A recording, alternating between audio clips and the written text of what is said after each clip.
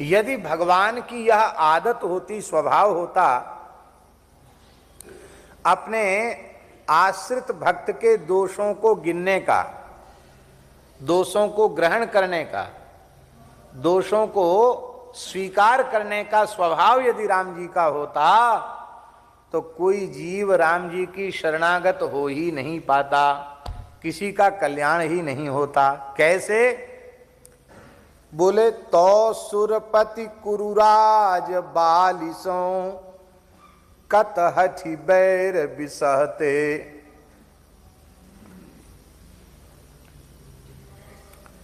यदि अपने भक्तों का दोष भगवान मन में लाते तो इंद्र,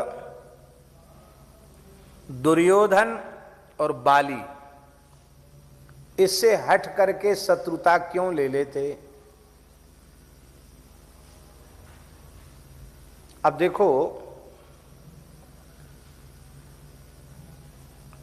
इंद्र भी वानर राज बाली के रूप में श्री राम कार्य के लिए ही उत्पन्न हुआ है।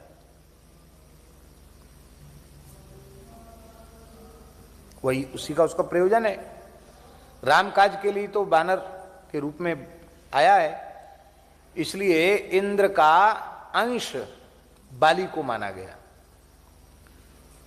और राम जी ने देवराज इंद्र के अंश बाली का वध कर दिया। सुन सुग्रीव मारी हो बाली एक ही बाण, ब्रह्म रुद्र शरणागत गए न उबरहि प्राण। क्यों मारा बाली को? क्यों मारा? बाली ने खुद पूछा तो राम जी ने क्या कहा?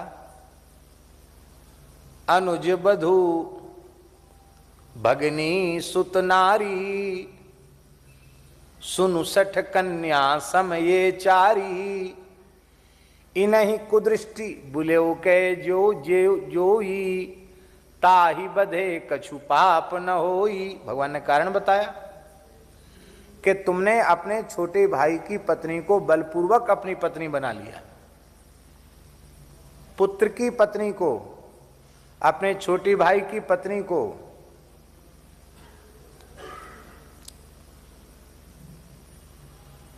ये सब करने वाले, ये सब कन्या के समान हैं। भगनी सुत नारी, ये सब कन्या के समान है। इनके प्रति जो कुदृष्टि करता है उसको मारने में पाप नहीं लगता, इसलिए हमने तुमको दंड दिया।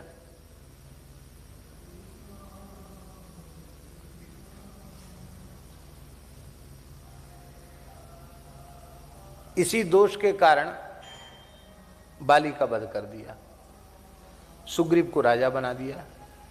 सुग्रीव से हुई अपराध बना। भले ही अपराध बना न बना, लेकिन लोगों ने कानाफूसी करना शुरू की और इसका संकेत रामचरितमानस में भी तुलसीदास जी ने दिया है। जेहि अघ बधेउ व्याध जिमि बाली, पुनि सुकंठ सोई कीन कुचाली। सोई करतूति विभीषण केरी,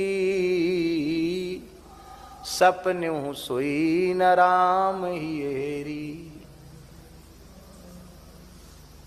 महाराज जी इसका समाधान दूसरे प्रकार से देते थे।